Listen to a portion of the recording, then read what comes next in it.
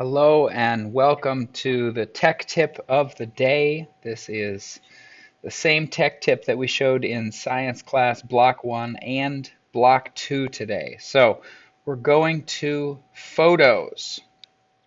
And here in my camera roll, I've got all sorts of things. The images that we created a few days ago, the visual notes on innovation and invention. And we're getting ready to turn those notes in, which means we want to make sure that they are clear and ready and professional. So I'm going to borrow this example. Thank you, Max, for the excellent visual notes. We're going to use this to show how to do some photo editing. So the photo right now looks like this. I set Max's paper on my desk. There's a fluorescent light overhead, and I quick shot this image last night. But this isn't really the way that I'd like it to be if I'm going to turn it in. I think there's more I can do. So I'm going to go to the upper right-hand corner to edit.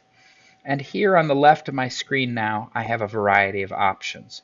This top tool, right, is the magic wand, and it will make some choices for me, which is good, but I'd like to understand what I'm doing. So I'm going to use some of the other tools. First, I'm going to use the crop tool, okay? And that would allow me to turn an image any direction that I like a certain number of degrees. If I need to move it more than that, I'm going to use the arrow in the upper left-hand corner to spin and flip, right?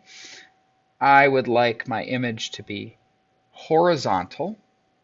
The other thing that the crop tool allows me to do is to pull in from the corners of the frame and to crop out or to cut out unwanted visual information. I want my information to be crisp and clear and clean, and I want to leave out everything that would distract. So that looks like a pretty good cropping. Now, you might notice that the top left-hand corner, right? I'll actually go into the markup tools for a second so that I can show you. The top left-hand corner here is lighter than the bottom right-hand corner down here. And I need to white balance them.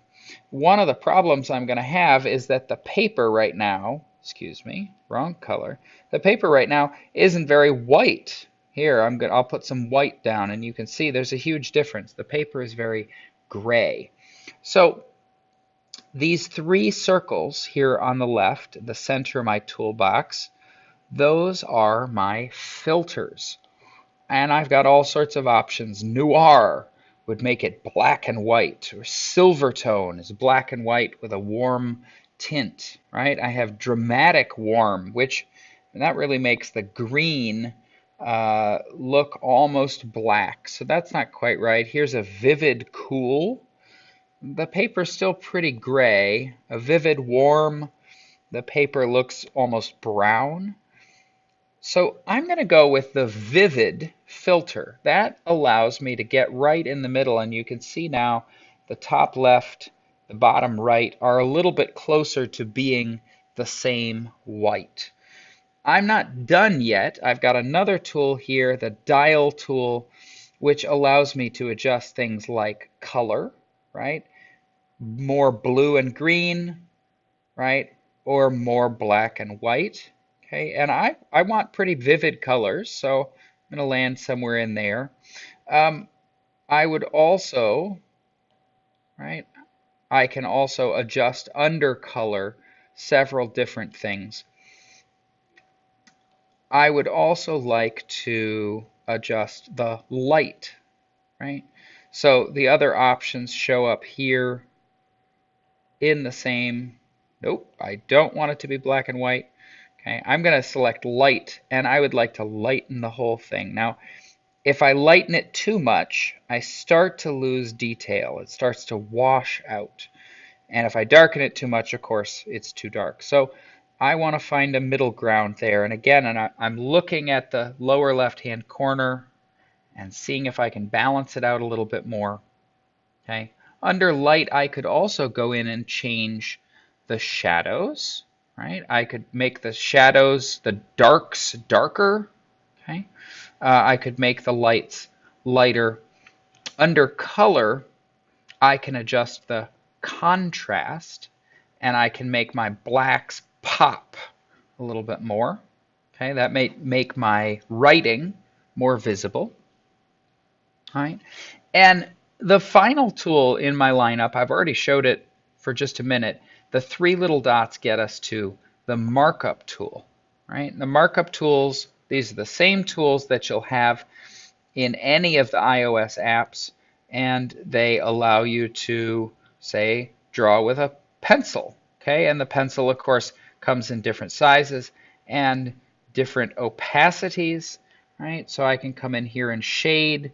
Perhaps I've decided that I need a flagpole for my communist flag, and I didn't draw it in the original, so I'm going to come in here and draw that, right? And I actually want that to go behind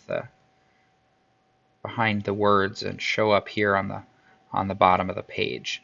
Okay, there, now I have a flagpole. Sorry, Max, I don't know if you wanted a flagpole, but I do have all of those options. I could also use the marker to highlight important words, right? Maybe technology is a really important word, or innovation is a really important word, and I want to highlight that. Now, if I highlight it too much, I'm going to lose it. Let me undo. But maybe I can use a nice wide highlighter and a little less opacity and make that pop right out. Maybe we need a different color for invention. Okay, red and green. Now, I'm not saying you have to do any of that with the markup tools, but I want you to know that the tools are there. You've got lots of options. You could also add shapes. Here's an arrow. Oops, excuse me. Right? In the plus button, you could add a thought bubble. Okay, drag that around, double click. Oops, excuse me. Right? Nope, it won't let us type into it, but we could write into that cartoon thought bubble. We certainly have some other things here. A signature line, if you're making a document, that will allow you to sign, done, and that shows up as an image in the text. I encourage you to play with the markup tools. I think they can take you some really interesting places. When you're happy with the white balance and the filtering and the cropping, when you've made sure that your image is the best visual communication that you want to send, right, then please